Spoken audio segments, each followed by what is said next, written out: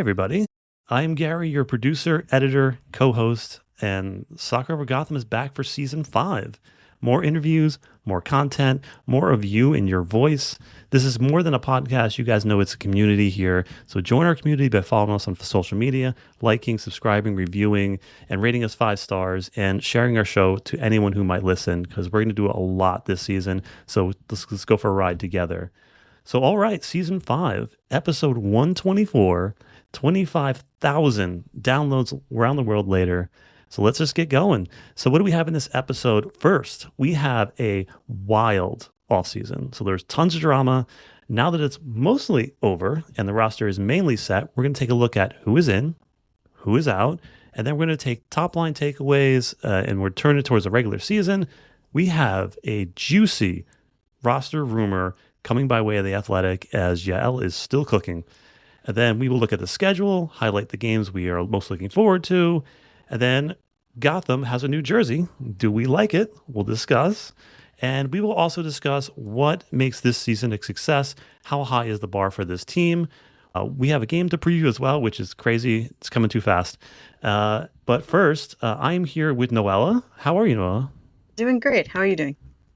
I am doing good. This is my first week post-college. I graduated. Congrats. Congratulations. It's a weird space to be in. I imagine. Because I'm so used to like Thursdays being like, my reports on Thursdays and Sundays. So like I still have the anxiety that I should be doing something. Right. Something's due today. I gotta go. I gotta move. But I don't. And it's nice. So I'm going to relax. More time for Gotham. Indeed. So also, everybody follow Cloud9 on all the social medias. That's your supporter group. Support those who support you. Get a membership if you can. They should be live now. Definitely do that. But let's talk about the offseason and our departures. Now, Gotham, as far as the 2024 players returning, as far as minutes are concerned, Gotham returns only 56% of the minutes from last season. The only team less minutes is Portland Thorns, and this came out, I think, before Sophia Smith announced her pregnancy, which is great for her. So I'm sure that number goes down a bit, but Gotham is only returning 56% of the minutes played last season. Now, Noela, I think there's 2 categories as soon as we can get caught up. There's the expected departures, and then there's the unexpected departures. So during the offseason preview show, I thought that we would lose almost every one of our free agents. I think I was bullish on Zerboni and Mandy, I think. Mm-hmm. So I was like a 50-50 on that one. However, I think this roster build last season was unsustainable. So I want to talk about to you and get your opinion on the first wave of losing all of that depth that we have from last season, from Maitani to Sheehan to Zerboni, Betos, and Hyatt. Yeah, it's definitely, I think some of the names were definitely a surprise from what we had talked about in previous episodes. Players, I remember advocating very strongly for she and saying that I really thought that she would have been, on any team, she is a key component of a midfield and a key component of any championship team. So I was really, really disappointed about her loss. Of course, the veteran presence of Zerboni Betos, it was always going to be a catalyst for championship material, being able to raise players to understand what is necessary to be part of a championship team, always a loss. Hyatt and Maitana, of course, always, again, other solid options in the midfield and the defense, and have had history with Gotham that I think fans are going to miss them as well. Like, they're not just players, of course, and I think it's really beautiful to see that in Gotham fans, that we see everyone as not just players but as people, and as people they were a great part of our community, doing great work in New York and New Jersey, and it's unfortunate to see them head out. But on the flip side, I am really, really happy to see Mandy return. Silva, of course, had just signed with us recently, so of course we were expecting her to be able to stay on for longer. But Mandy Freeman especially, I think, combines both things, right? A player that has played a lot of minutes, understands Juan Carlos Amoros's system, understands his ideas for how the team should build out from the back and continue to attack through the midfield, and has that veteran presence. So really, really happy to see her back. And Silva, of course, continuing to develop in her position, I think is going to be a really scary threat for a lot of teams throughout the league. What an interesting story Mandy is. Obviously, she's the longest tenure player on the club, and she moved from center back to outside back. And I think she outperformed Jenna Nice longer down the stretch as far as two-way play was concerned. She looked good on both sides of the ball, and I think Jenna being, we'll get to it, but Jenna being on the bench for the semifinal game, I think Mandy earned that spot. And it's crazy to think about that because Jenna's, I mean, essentially in the running for like the starting left back for the national team. Right. But Mandy was excellent. So I'm glad to see her back. And yeah, we'll talk about that. But of all, let's think about the moves that we didn't expect.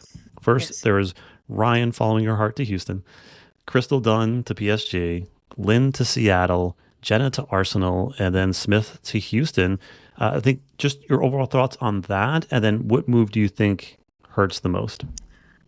They were all really painful. I'm not gonna lie. It was, I think, surprising in some sense and surprising not, because of course Ryan to Houston, understandably wanting to go somewhere that she's comfortable with, understands, and has a lot of history in. Uh, I was very surprised by Jenna's move. Not just from a personal standpoint, but I think from the club perspective. I think we had, I think Yale and Amaros like both have her in high regard. So I wonder on whose behalf it might have been more or less like pushed for the deal. I think it's going to be, of course, a great spot for her to grow. The league in England is so competitive. It's such a high caliber of play.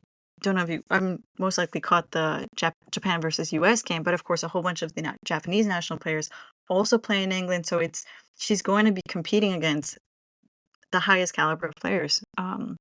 Arguably in the world. So it's an exciting move for her career, I think. But it's I think biased again also of a wingback appreciation. But I think it was a tough loss always for us to lose her. Yeah, I 100% agree with you on Jenna, but I think it's a good spot for her just because she's playing opposite side Fox, and both of Hmm. those are national team defenders, so they're going to get used to each other. And when one goes forward, one can stay back, and Right.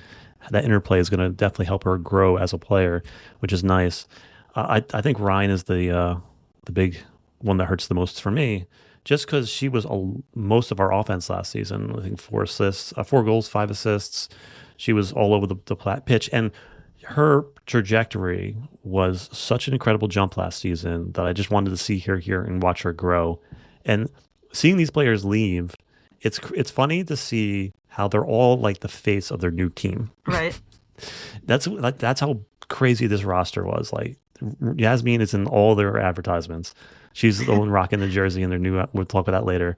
But like Lynn's wearing their jersey. Well, So and I it's think you've pointed out yeah. before, right, where we had essentially two starting teams on one Hmm. roster last year, and it was always Hmm. going to be unsustainable. Yeah. No other roster would have Jenna and Lynn on the bench in the semifinal. Exactly. Nobody. So yeah, Ryan thinks the one that hurts for me, but what a, is what it is. However, we are so back. We have Yael is just cooking and brought in Gabby Portillo, FIFA best 11 attacker, Shelby Hogan as a backup, and Jalen Howell. And then Midge is considered to be almost 100% healthy. Woo. So that she might make the opening game. We'll see. But I hope that they take her slowly, get her back up and no turf for a little while, hopefully. Yeah, no, the knee injury is always going to be tough. Yeah. So your thoughts on Yael bringing in some, I mean, top talent? Really excited to see Portillo. Like, I think Hmm. she has had a really strong year, of course, being honored as one of the best around the world. Jalen Howe, I think, is also a really exciting player. I think we've definitely talked about her in previous episodes where her experience, not only at the college level, but in the youth national team, when she was in the national team pool as well, competing and getting lots of valuable minutes. I think she is a player that has I think, a lot of potential that still hasn't fully been tapped into, which is crazy to think considering her immense talent already and production and performance that she's played already.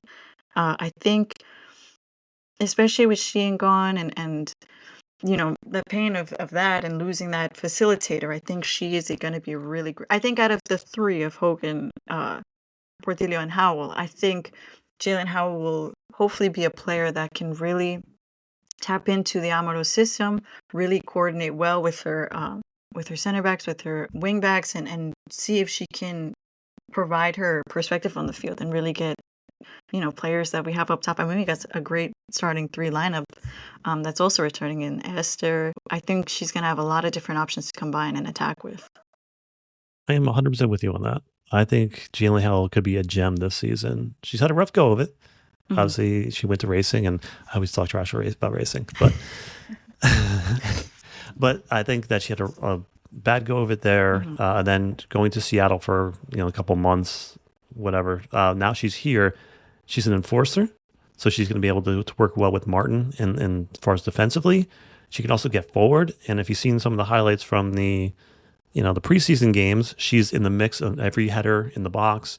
Yes. She's going to be a physical player. So I think everything you said and more, she's going to be excellent. And I can't wait to see her in a Gotham uniform. Then Gotham did something interesting. They're building, I guess, a sustainable roster this time. So bringing in rookies, not just one, not just two. We got 5 or 6 rookies coming in here, which is, we're not used to this at all. And we have a UCLA to Gotham pipeline, which has Ryan Campbell, we have Lily Reel, and we have Sophia Cook. We brought in Kai Harper from Minnesota. We brought in Stella, the prodigy from Ghana. And we also have, I still consider her a rookie, but Mac Witham, her official contract started in January.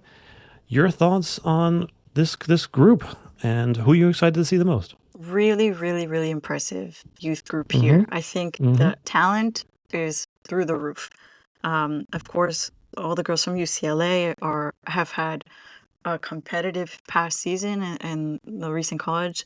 And I think Campbell, as much as anyone, I think potentially if she gets some minutes and trust from Amaros, maybe even can compete for a starting position. Because I think the other thing too that we forget to realize and analyze is that all of these players that already have their starting, I think we have an idea of what our starting 11 would be, right? And I think, of course, Berger is our go-to, but God forbid, there's a problem with injuries or personal problems as we've seen in the past with Fava. I think having Campbell there, just absorbing all of one of the greatest goalkeepers in German national history, I think is going to be really, really valuable for her. And I know she's going to be able to get different minutes depending on what competitions Gotham is going to compete throughout the year as well. I think she has as much of a shot as anyone to be able to get a lot of really good minutes. On the other end, also attacking-wise, I think Stella, I think has been incredible. I know she recently captained the U20 Ghana team. Had, I believe, 2 goals and 1 assist in 3 games, and had an incredible 20, 21, how many goal attempts?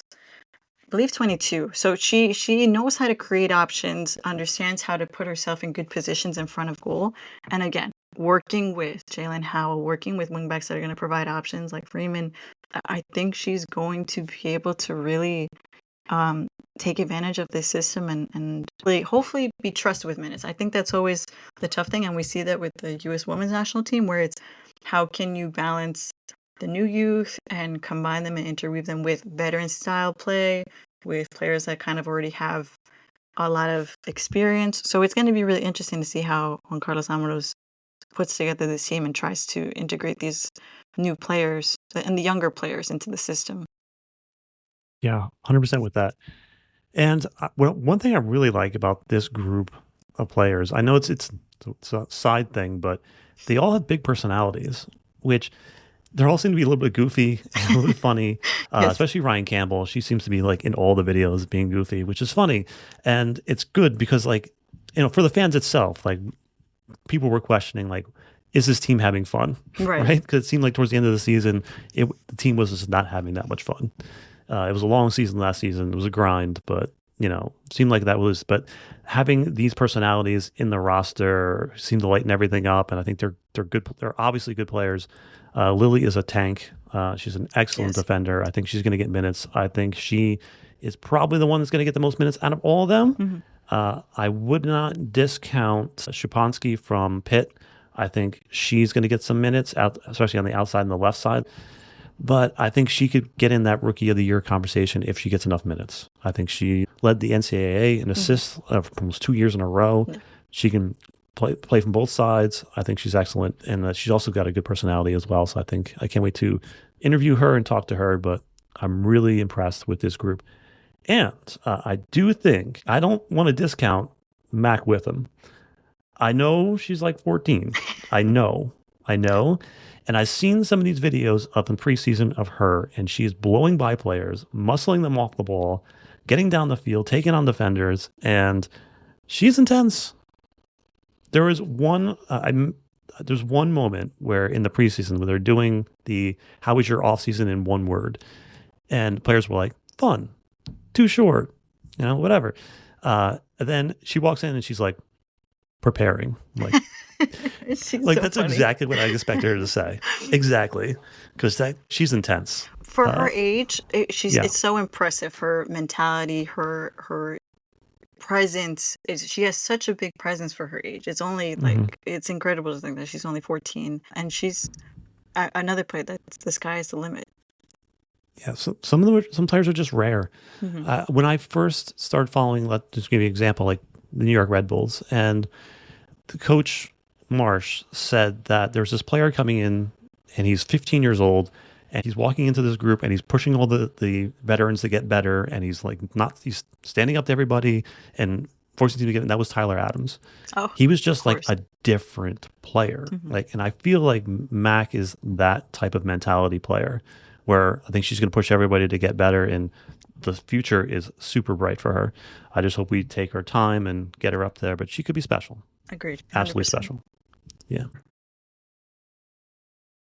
Well, fans, we also have a incredible roster rumor coming by the way The Athletic.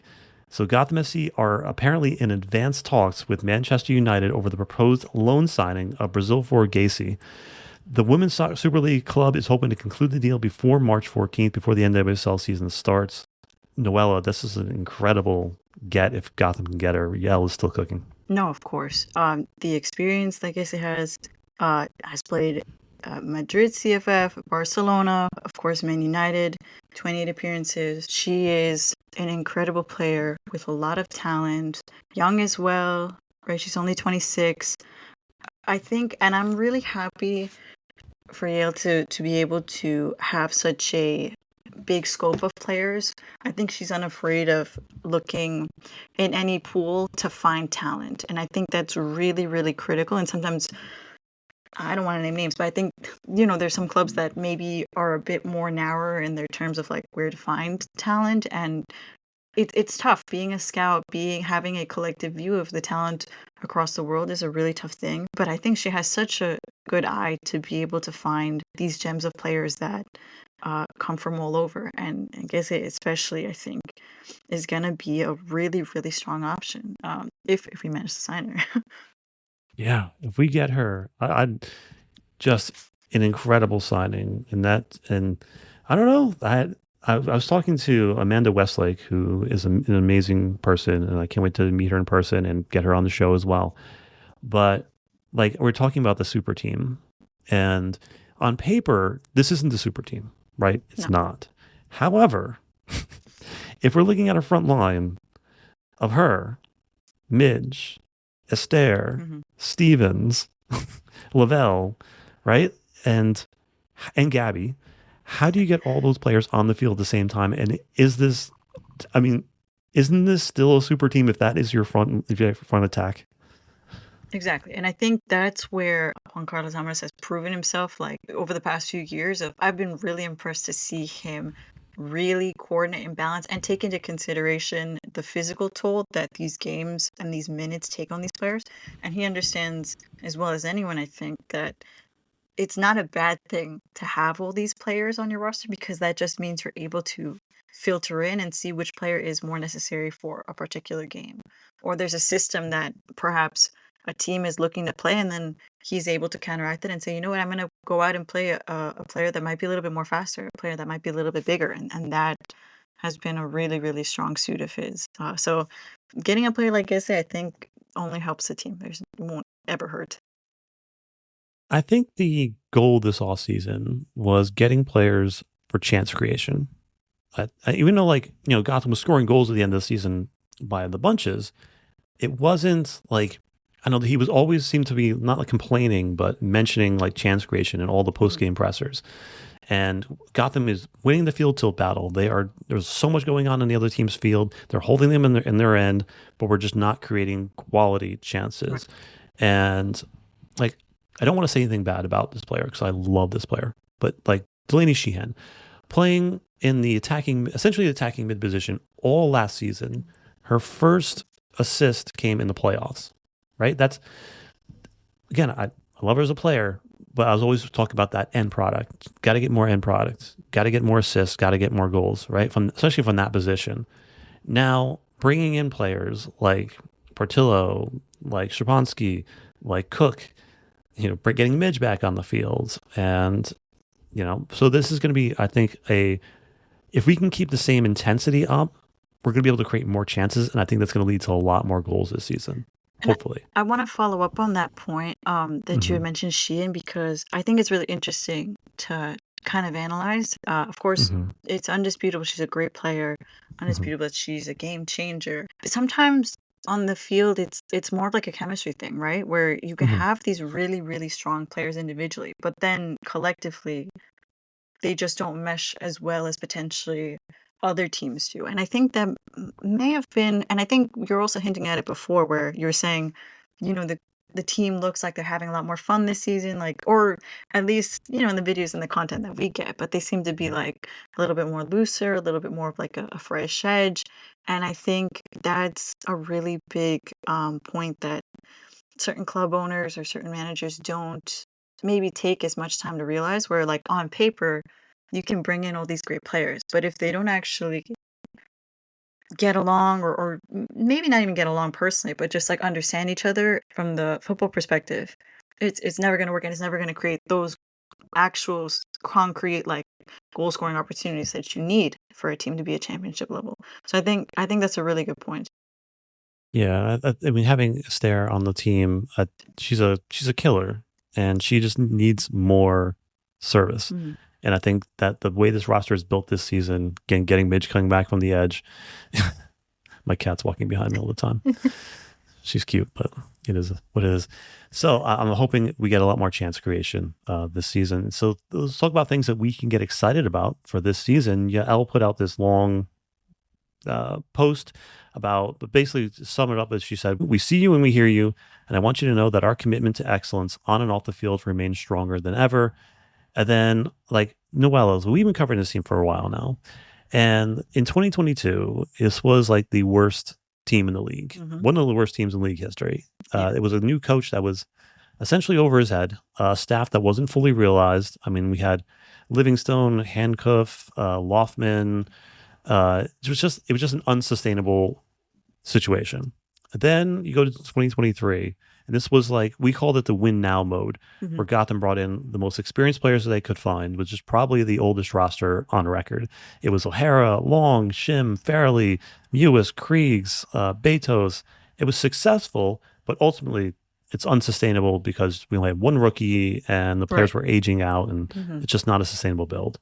So 24 was the super team. This was the maxed out credit card edition of Gotham. Nearly every player was a starter on the roster. Largest salaries were pushed into like bonus pay just to afford it. There was no rookies essentially. It was just, as we saw in this offseason, it's just unsustainable, right?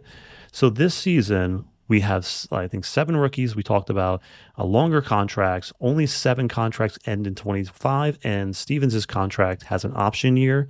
So this is very good, and it's long-term focused. So just your thoughts on the sustainability of this roster and what we should be seeing going forward. Of course, in recent years, in comparison, a lot more sustainable. I think a lot more realistic. I think gives the options for a lot of players to have room to grow. Longer contracts, I think specifically, not even just from a business standpoint, but from like a player standpoint. I know you'd be a lot more comfortable going into work if you know, okay, my contract is going to support me until X date, and there's no rush for me to do X, Y, or Z. I'm just being encouraged to put out the best product that I can.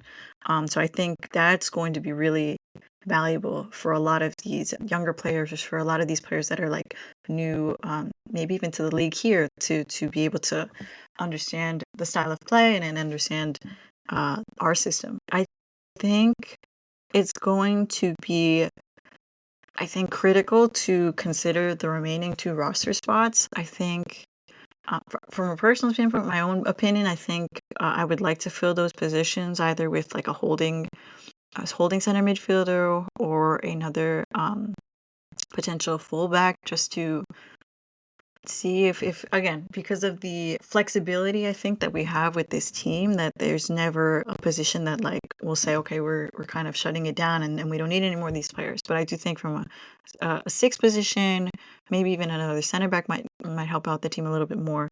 But I hope they take. I mean, Yale always does a great job, I think, in terms of also being really respectful and considering the fans and considering the expectations that fans have.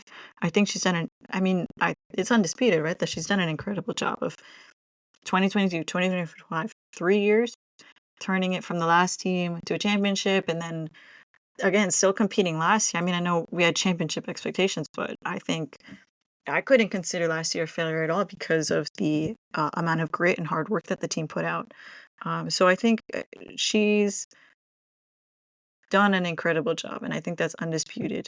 So as long as they continue to give these players time and space, I think we're in a great position. Yeah, you know how I love youth development. So this is going to be this is my favorite roster I think we've covered so far, just Mhm. because we have stars. Like nothing makes me happier than seeing a player like Jenna Nicewonger just like take the league by storm, and you're watching a player and you're like, oh, okay, that wasn't in her bag a week ago. And like, just watching that player level up, like Brunina, how she started and now she's so confident and running up the field and doing her thing. So I love that, and I think in the global soccer marketplace, you know, buying low, selling high, and look at Yasmin Ryan. We got a record-breaking deal for her, leaving this club, and she leveled up. So that's something that makes me very happy. So I'm excited to see these young players grow up, and this is going to be a sustainable, and hopefully they end up staying here for a long time. Next, we're going to talk about the schedule, and first game is on the 15th of March away at Lynn's Seattle Reign. That's going to be, also Cassie Miller as well in Seattle. That's going to be a fun game, 10 o'clock at night. It's a good start for this team. We're going to cover that game in a minute. But Noela, what I think is interesting about this schedule, and the thing I always look for right away, is Houston. Like I'm so used to playing Houston mid-season in that crazy 100+ degree weather in Houston. Yeah. We got them March 28th away. Awesome. I love that we get to play them in March and don't have to play them away for the rest of the season. That's great. Another thing about this schedule is it is very balanced. Last season, we were done with the courage by like end of April, early May. But this time, it seems like every team is balanced, and we're going to see teams early in the season and then late in the season. And so it's not going to be like feel like we're playing the same team like we did Washington last year. I feel like we played them like every other week for like 2 months. Right. But is any of these games really jump out at you? Not the game so much, but I remember when I was looking at the first part of the schedule for March and Mhm. April, I was kind of like hit by the fact that we do have a lot more away games. We only got 2 home games those first 2 months of March and April, which, again, for a newish team, kind of getting to know each other, being away on the road, uh, will it be a factor? I don't know.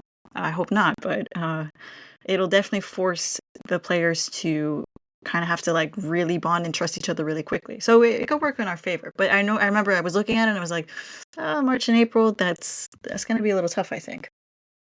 You're right. And it's not just like away games. These are like, again, Houston, Right. LA, Portland. Mhm. So they're going to the West Coast, We're taking starting bar strong. trips right away. So yeah, this is going to be a bonding experience for this team. I'm also really looking forward to the March 23rd game, Orlando at home. So obviously, Marta could be the last time we see her. I'm always thinking about that. No. No, don't Could say be that. in person. In person. Oh, well, okay. So in person. So I'm excited to see that. But I'm still I still got a little thing about. I think that if Gotham got through Washington and we won that shootout, I think we would have beaten Orlando. The I think we matchups. had, yeah, I think the matchup was better us against Orlando versus Washington versus Orlando. Mhm. So I'm mad about that. So I want to see us go in there and show them what we could have been in that final. Um, but yeah, and then I think down the stretch, way at the Courage, November 2nd, that game's going to mean something. Then coming down the stretch, we also have pretty not crazy hard schedule. We have Racing Louisville. We have KC, who's going to be obviously going to be tough, but Seattle and Portland have a lot of stuff going on. Same with Bay FC, so it might be a decent stretch down the end there to get healthy, pick up some points on our way to the playoffs, hopefully. So, what do you think? Being that there's a lot less competitions this season, what makes this season a success for you, Noella? Are you win or else? No, no, never. I don't think. I think we want to think that way, right, from a passion standpoint. But I think Mhm. the success for this team, for these players, should be taking each game one at a time, right? Which is, I Mhm. think, always put out there as a important mentality, and then improving from game to game. I think, especially with, again, this March April stretch was going to be really really tough for them. I think as long I won't be surprised if they struggle. I won't lie. I think they will. The little movements and the motions and little things that have to sync up, that you don't get to really do until you're actually competing in the league, I think will take some time. But then as long as each game, you see less errors, or you see more combination plays, or you see more chances on goal, as long as they're progressing from game to game, I think that will put them in a good position to make playoffs. And then from there, of course, that's a whole different story. So I think a success for this season will be the team progressively getting better, and um, making a, because it's a marathon. So as long as they're not like sprinting the first few games, or having little patches of like little sprints, if they can progressively get better and enter the playoffs and with momentum, I think that will be a really good success. I'm looking at that Club World Cup. I'm looking at Oh. that. So the CONCACAF games in May Hmm. are super important to me. Like the thing I said is on the other episode, last episode we did, is like I don't like I need this. I need Gotham to win this tournament Oh. because I want to see Gotham against the better teams in the world, the Barcelonas, the Chelseas, I think as a club, if you want to be a global brand, that's how you do it. You That's play the very best true. teams in the world and you show up. So, and like we played Chelsea last season, but it was like, I don't know, we had 16, 17 players missing from that game. Right. So it wasn't like, that's not full strength Gotham. Mhm. So I think a full strength Gotham can compete against those teams. So I want to see it. So, yeah.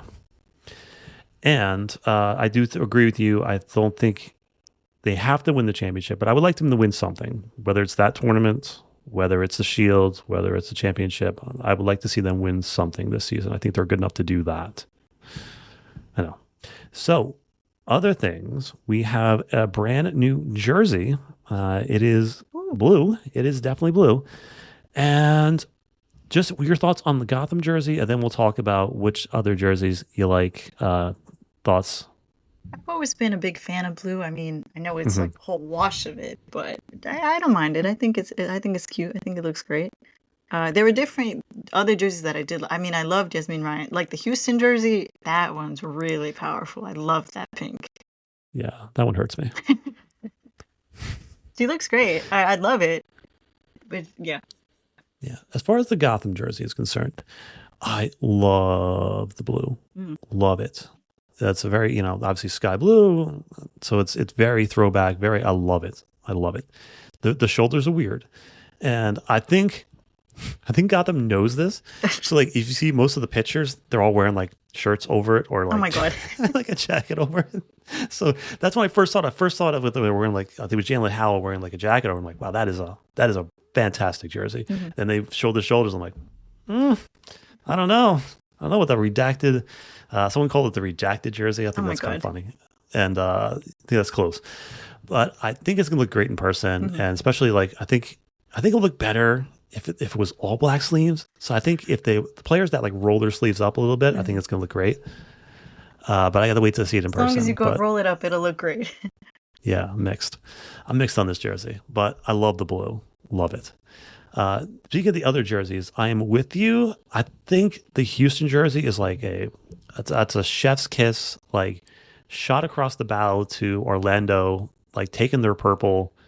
Because like there's the Yeah. the Yeah, yeah, space war there. So I think that's good, and Yaz looks fantastic in the jersey as well.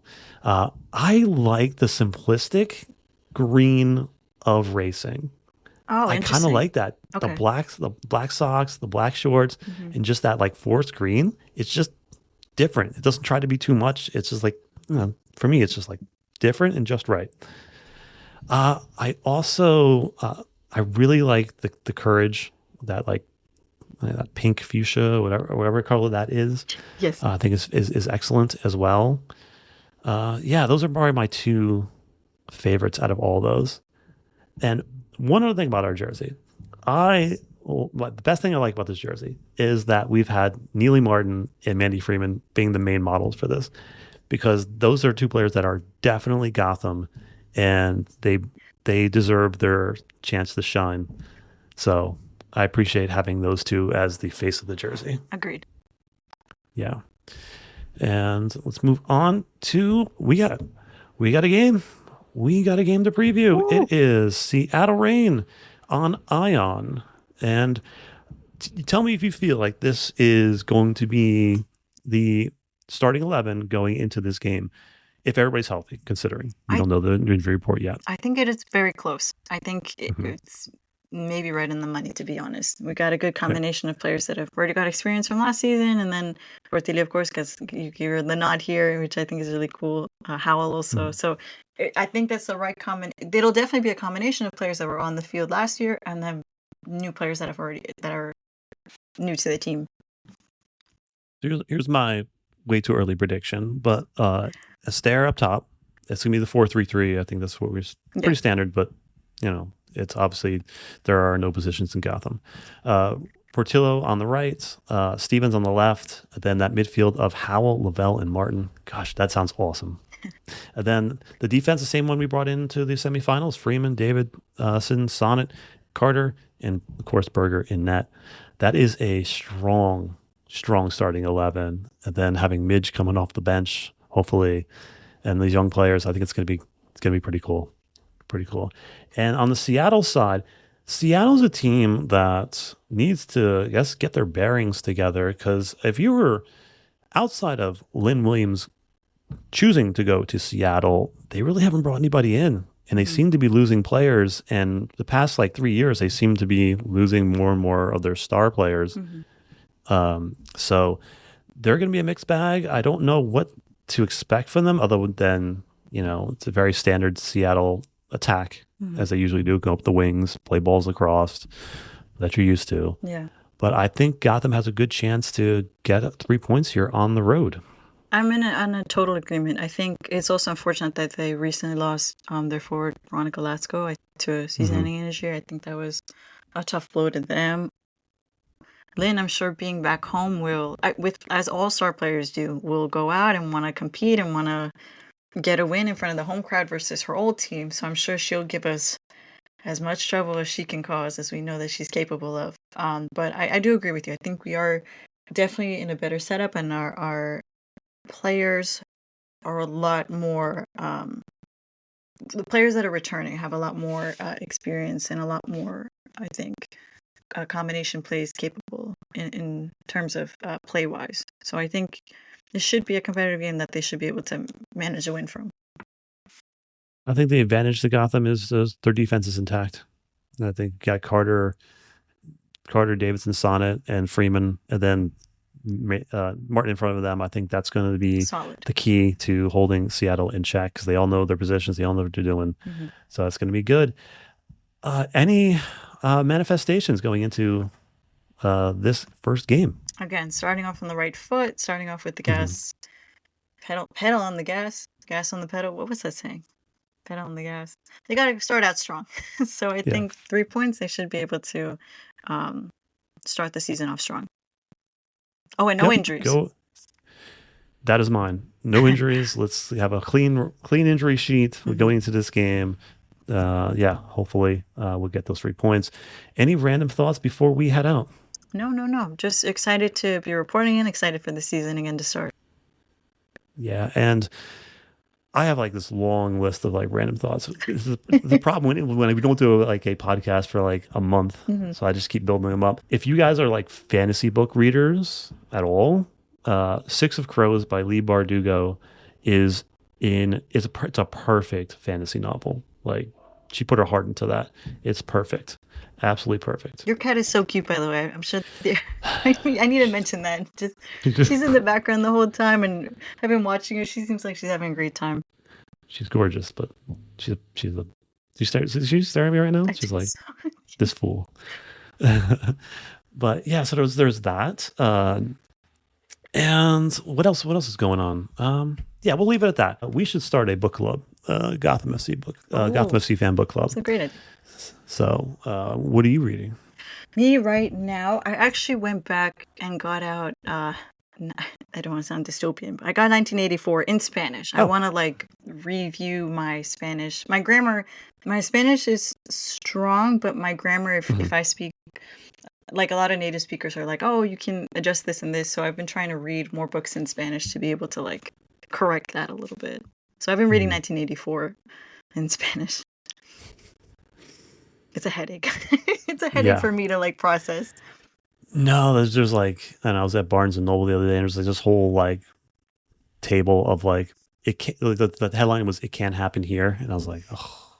And then like looking at all those books like 1984 and Anne Frank's Diary, and I'm like, oh gosh. I will say, I also recently got to finish. Well, I finally got around to reading The Handmaid's Tale and The Testaments, which is the Testaments being like the follow-up of The Handmaid's Tale. Incredible. I was blown away. I loved Atwood's plotline creation. She's just such a great storyteller. I've been on an Margaret Atwood spree the past like 4 months, and I love her books. Yeah, I like now that I'm like back at it and I have a free brain. We're reading a lot more, and like I don't know, just the state of things. I want to be as far away in a different dimension, different planets, alternate universe. As far as I can get away from what's going on around here. So any book recommendations, just feed them to me and I will read them.